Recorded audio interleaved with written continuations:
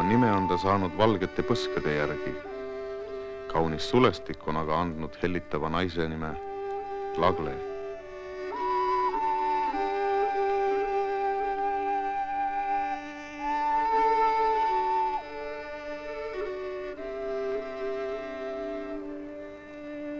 Hollandi sümboliks on tulbid ja tuulikud, kuid Holland on ka laglede maa.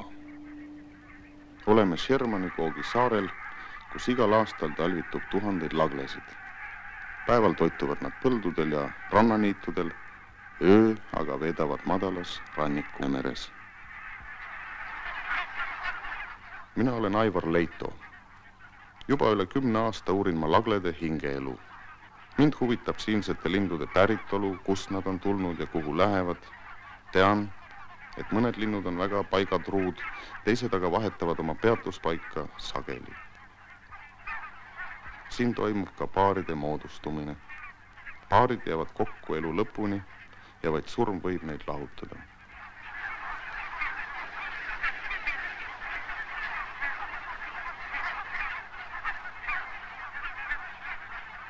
Paljud lagled kannavad värvilisi jalarõngaid. Osa neist on pandud siinsamas saarel, osa kaugel Gotlandil Läänemeres.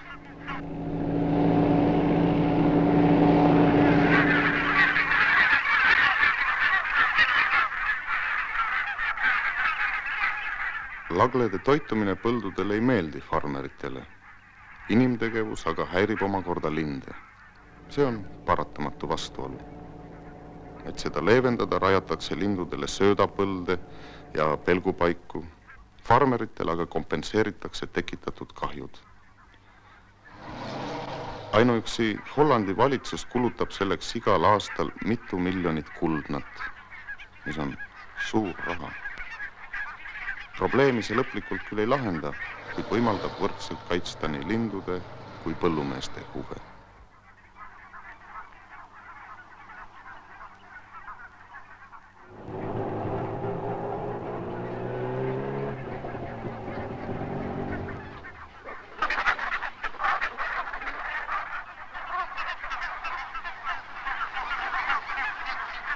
Kõrvuti valgepõsklagledega peatub saarel ka hulgaliselt mustlaglesid. Nad on väiksemad ja tumedama sulestikuga ning armastavad enam merd kui teised haned. Kuid rammus rohipoldril tõmbab neidki. Mustlagled pesitsevad kaugel Siberis. Talvituvad aga Lääne-Euroopas.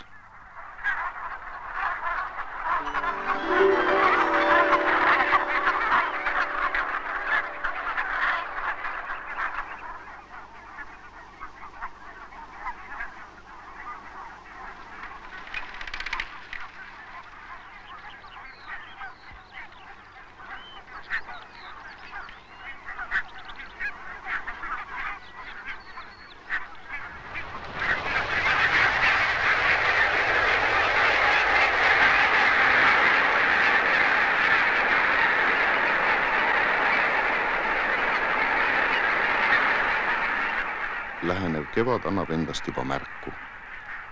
Üha pikenev päev on lindudele signaaliks rändele asuda. Ka lagled on rahutud ja teevad proovilende ja varsti lahkuvad nemad.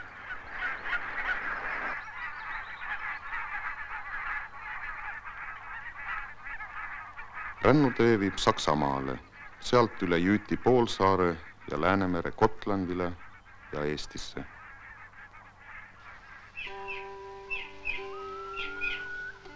Saaremaale saabuvad esimesed lagled juba märtsis.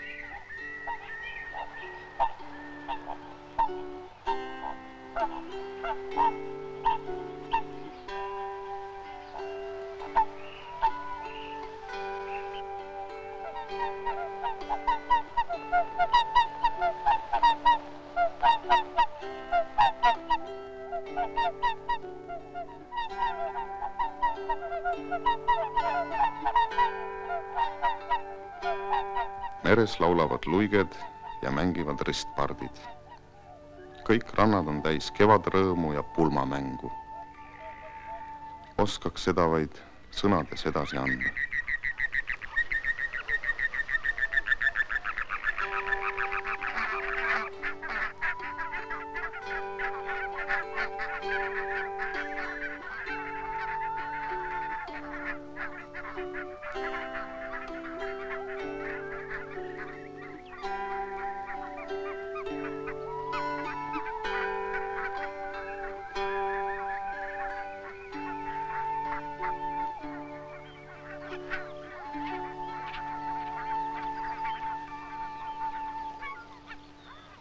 Esimesed lagled on harglikud ja ettevaatlikud. Kulub päevi, enne kui nad uue ümbrusega harjuvad.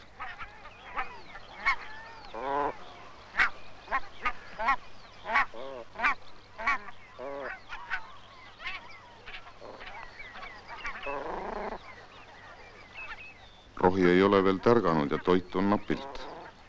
Hädaga kõlbab ka sammal ja merihein. Teisalt ennast tuleb aga kõvasti nuumata, et jätkuks jõudu pikaks rännuks Arktika pesapaikadele ja seal pesitsemiseks. Sest saabudes ei ole tundras veel midagi süüa. Sellepärast peatuvadki lagled just siin pikemat aega.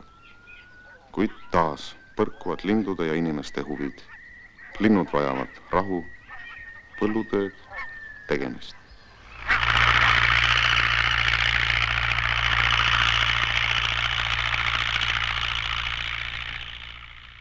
Aprillis saabub päris kevad. Looduslikud toitepaigad on üha kasvavate lagleparvede poolt tänaseks juba hõivatud ja linnud on sunnitud toitu otsima ka põldudelt. Odraterad on maitsvad ja neid on kerge nokkida. Mõne päevaga on vast külvatud põllud üle käidud ja terad söödud. Viljasaaki see siiski ei vähenda, sest maapinnale jäänud terad poleks niikuinii idanema läinud ega saaki andnud. Omaette küsimus on, kuidas puhitud vili lindudele mõjub. Ja samas, kas suudab inimene valutult reguleerida rikutud looduslikku tasakaalu?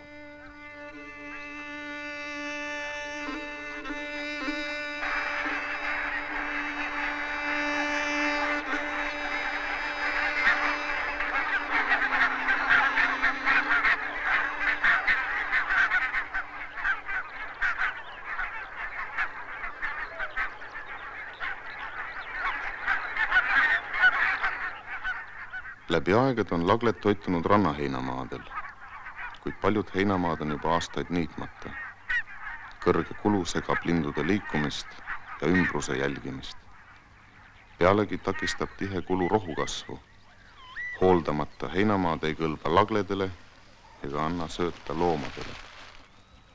Noor äsja tärganud rohi on aga proteiinirikas ja kergesti seeduv ning sobib hästi toiduks. Laglede väljaheited ehk tropid on hea lämmastik ja fosforväetis. Looduslikel rohumaadel on see sageli ainsaks orgaaniliseks väetiseks. Iga 3,5 minuti järel poetab lind ühe tropi. Toituv lagleparv aga toimib otse kui hiiglaslik sõnnikulautaja.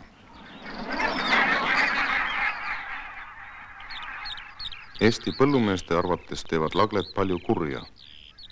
Selle kontrollimiseks teen välikatseid. Eks siis näe, kellel õigus on.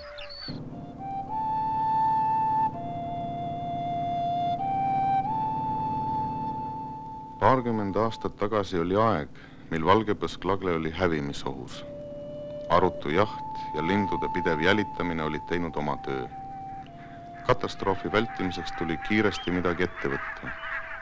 Kõikides riikides keelati laglejaht ja rajati pelgupaiku. Ning peagi oli oht möödas.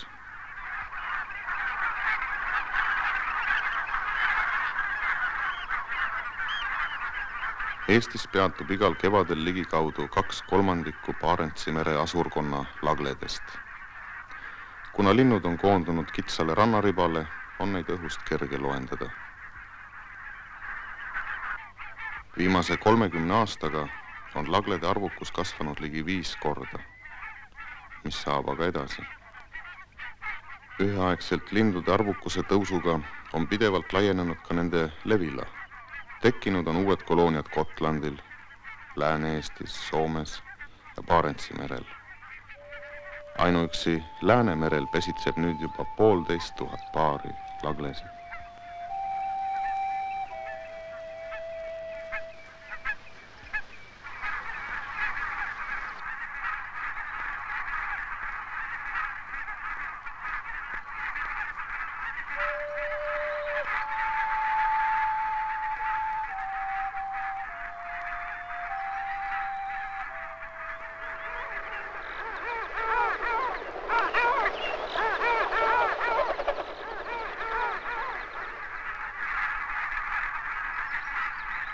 Mais lähevad nad taas liikvele.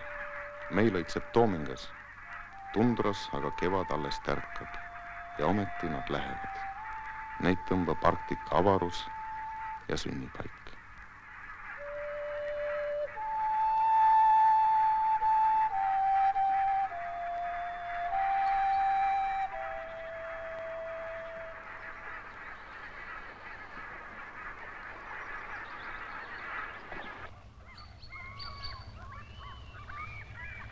Harvajaniemi Soome lahe põhjakaldal asub otse Laglede rännuteel.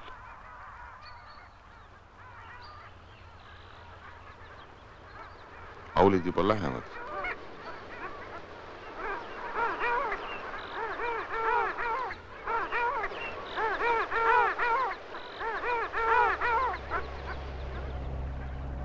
Oleme Laglede vastuvõtuks valmis.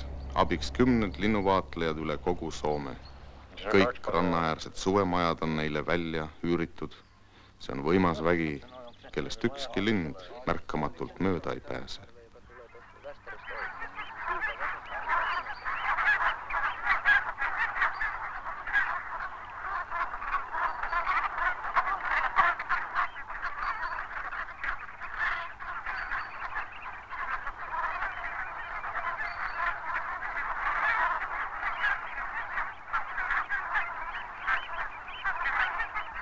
Aulide järel tulevad lagled. Mustlagled on kiire ja tõtliku lennuga. Nad ilmuvad märkamatult merest, võtavad kõrgust ja kaovad metsa ja kaljude taha. Tuo hyvä niemi, tuo. Ei, se on liian itä. Tämä tuletti Kohtla-Järve, Kundavat. Lagled tulevad otse Gotlandilt ja Eestist ning lendavad peatumata üle Karjala, Barentsi mereni välja. Mind lummab nende vääramatu minek ja orienteerumisvõime. Vaid linnud ise teavad, kuidas nad õige tee leiavad.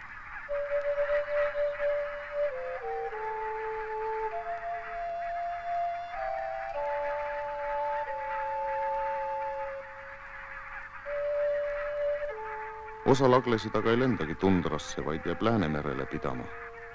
Ma ei tea, miks. Võib-olla on nad kaotanud oma rändetungi, aga võib-olla meeldib neile nüüd soe Läänemeri rohkem kui külm Barentsi meri. Laglede koduks on väikesed meresaared. Pesa tehakse rohu sisse, sageli mõne kivi või põõsavarju. Pesalohkaga vooderdatakse soojade udusulgedega. Munemine ei ole sugugi kerge töö. 100-grammise muna munemiseks kulub küll vaid paar minutit, aga kui palju energiat see nõuab.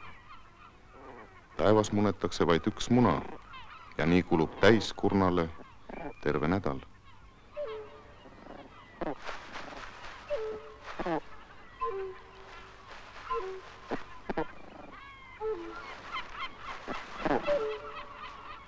Haub üksnes emalind. Isalinnu tööks on pesa valvata. Tühi kõht ja janu sunnivad lagleema aeg-ajalt pesalt lahkuma. Vaid paari meetri kaugusel on hõbekajaka pesa. Suured kajakad on aga teadagi, suured röövlid. Seda nad vaid ootavadki, et valveta jäänud pesa rüüstata.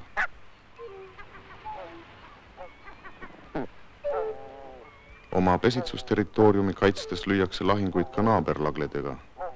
Piiritulid tekivad toidu pärast. Rohi naabri juures tundub ikka parem kui enda pesa kõrval.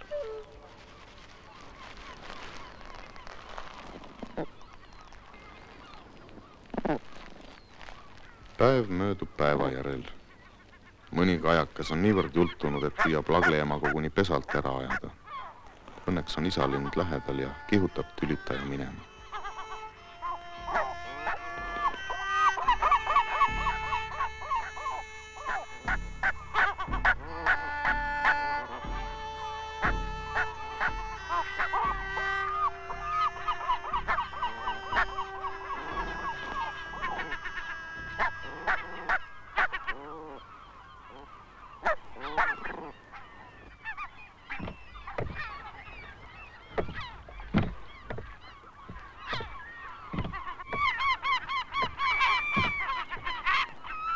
Täna lähen Pihlalaidu.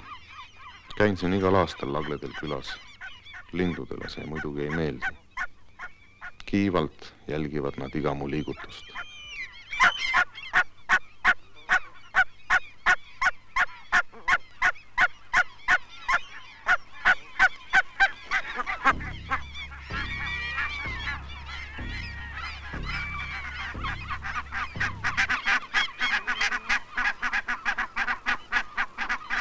Täiskurnas on Laglel 4-5 muna. Loendan pesi ning kaalun ja mõõdan mune. Kokku on tänavu juba üle 20 pesa. Koloonia siinsel laiul on jõudsalt kasvanud.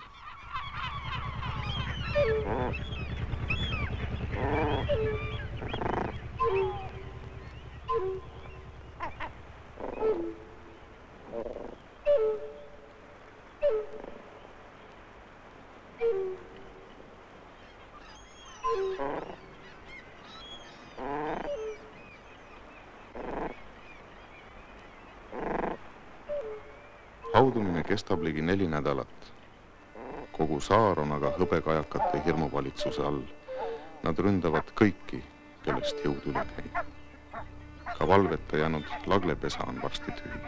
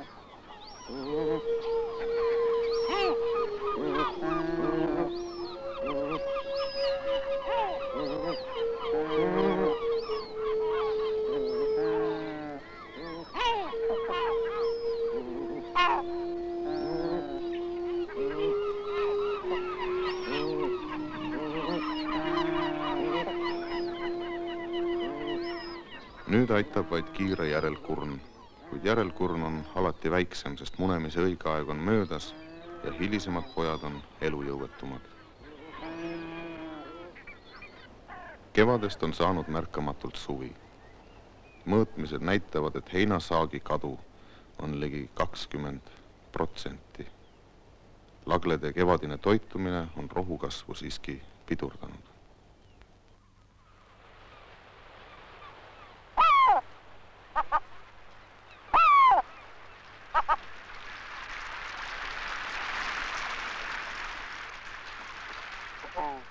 Lagleema istub ikka veel pesal. Kord kõrvetab päike, siis jälle valab külma vihma. Õnneks ei tule enam kaua kannatada.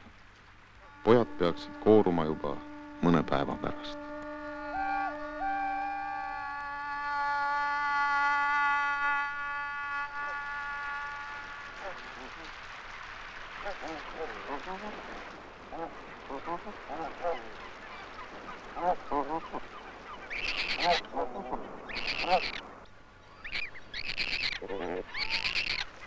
Viiest munast on järel vaid 4 ja seda kallimad nad on. Mune tuleb tihti pöörata, et nad võrdselt soojust saaksid. Pojad peavad kooruma üheaegselt, sest mahajääjad on määratud hukkumisele.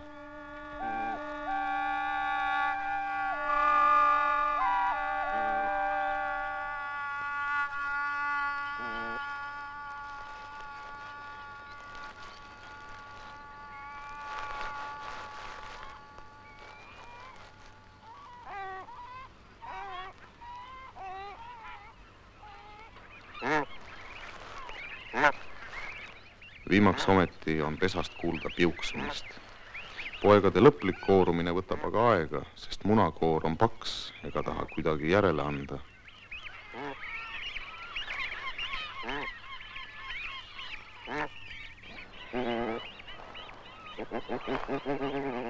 Kõigepealt toksib laglepoeg koores augu, et saaks hingata. Pisut puhanud, võtkib ta nokka ja jalgadega nii kaua, kuni vabadusse pääseb.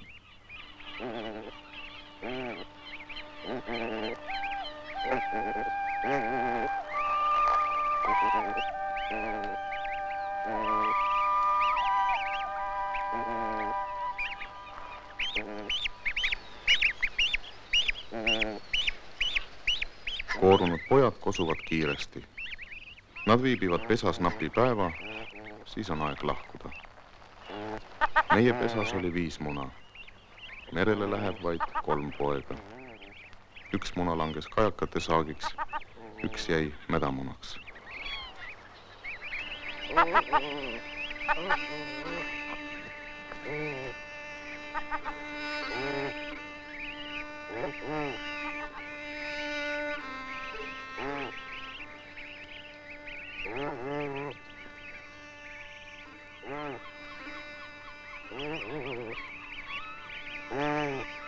Teekond mereni on täis ohte ja õnnestub vaid vanemate kaitse all.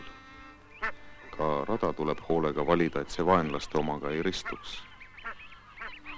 Oma pessa pojad enam tagasi ei tule.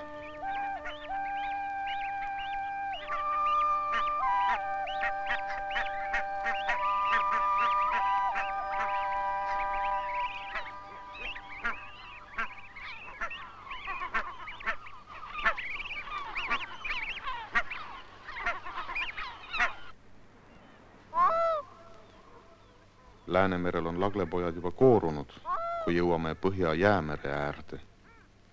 Siin on laglede päris kodu.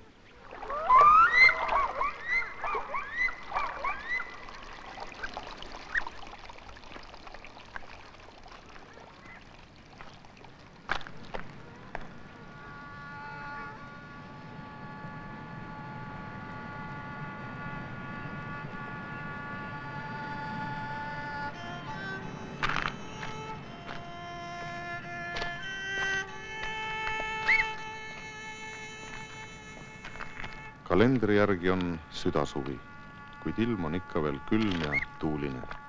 Varjulistes orgudes ja mäenõlvadel on maas alles paks lumi. Kevad on olnud väga hiline.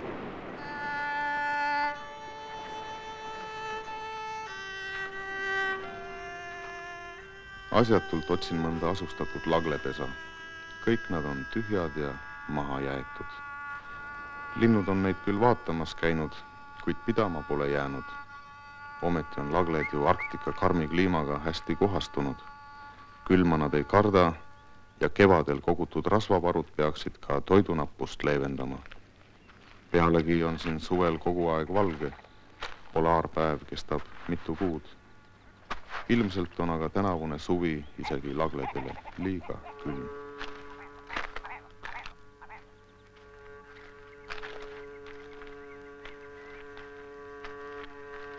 Jätkan otsinguid lõuna pool Tšornaja jõel, kuid siingi on pesad tühjad.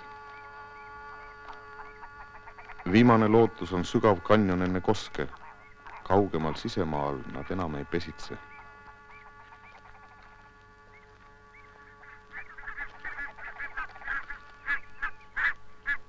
Vaid mitte pesitsevad lagled vilksatavad jõeorus. Need on kas liiga noored linnud või sel aastal pesitsemisest loobunud vanalinnud.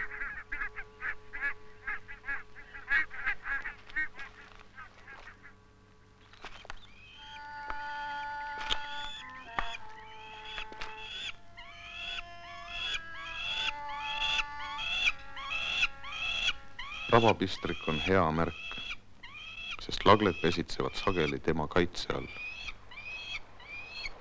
Siit leiangi ainsa munadega pesa. Munad on küll täiesti värsked, kuid seegi pesa on hüljatud. Kohale on jäänud vaid emalind. Isalind on aga kadunud. Alles hiljem saan teada, et halb aasta oli kogu Arktikas.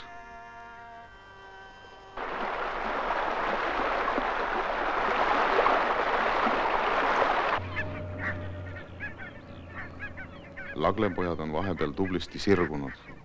Ühisperes on palju poegi. Erinevalt Arktikast on Läänemerel hea lagleaasta. Nii kompenseerib liik oma ebaedu levila ühes piirkonnas, eduga teises paigas. Valgepõsk-lagle on pika elueaga lind ja pesitsemise nurjumine ühel aastal või ühes piirkonnas ei ole veel katastroof. Mõne nädala pärast on laglepojad lennuvõimelised ja suudaksid ka iseenda eest seista. Tegelikult aga hoiab laglepere kokku kuni järgmise kevadeni. Rõngas jalas on eluaegseks isikutunnistuseks.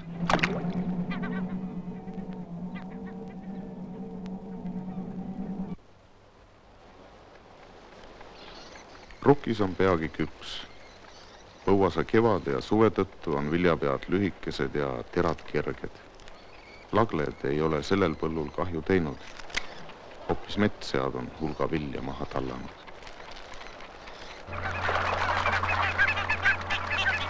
Vanalindude püük nõuab suurt osavust.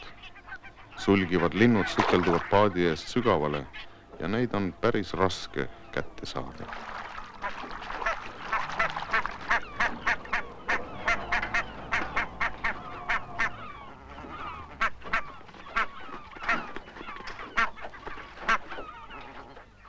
See rõngas on pandud Rootsis, Skansenis ja tõendab, et Eestis pesitsevad ka sealt pärit linnud.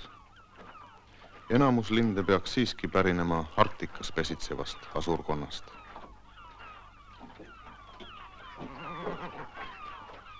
Vaatamata sulgimisele kaaluvad püütud linnud kuni 2 kilogrammi.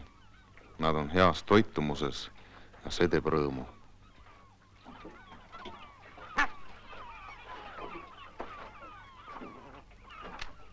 Värvilisi rõngaid pannakse valgepõsk-lagledele Gotlandil, Eestis ja Inglismaal, varem ka Hollandis.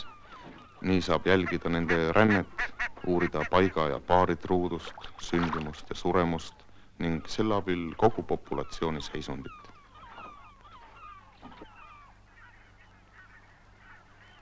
Suvest on saanud sügis. Rändlindudel on kiire, et talvele mitte jalgu jääda. Ka tundrast tulnud lagled on tagasi. Siin Lääne-Eestis teevad nad vahepeatuse nagu kevadelgi ja jätkavad siis oma teed Hollandi talikorterisse.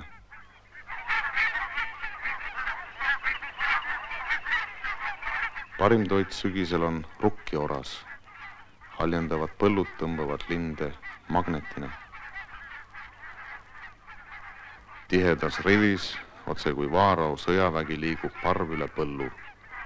Esmapilgul tundub, et orasest ei jää küll midagi järele. Nii hull see asi õnneks siiski ei ole. Taimede paras kärpimine võib isegi kasuks tulla. Vanasti lasti ju oraste pügamiseks põllule lambaid. Tõsi küll, peremehe valvsa pilgu all.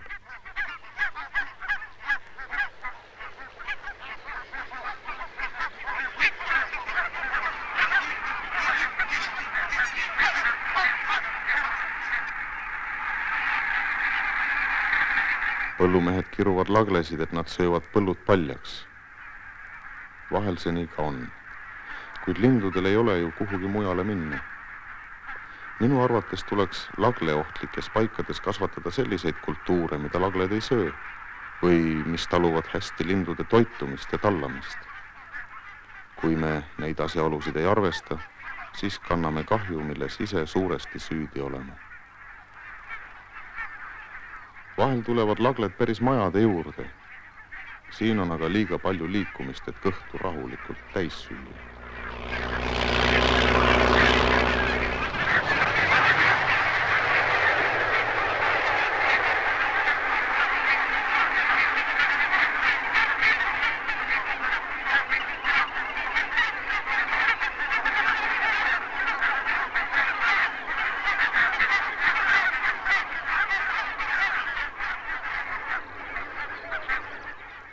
Paar nädalat paigal ja taas ootab rännutee. Tihenev lumesadu viib viimasedki linnud. Täis on veel üks aastaring laglede elus. Igavesed rändajad, kus on teie kodu?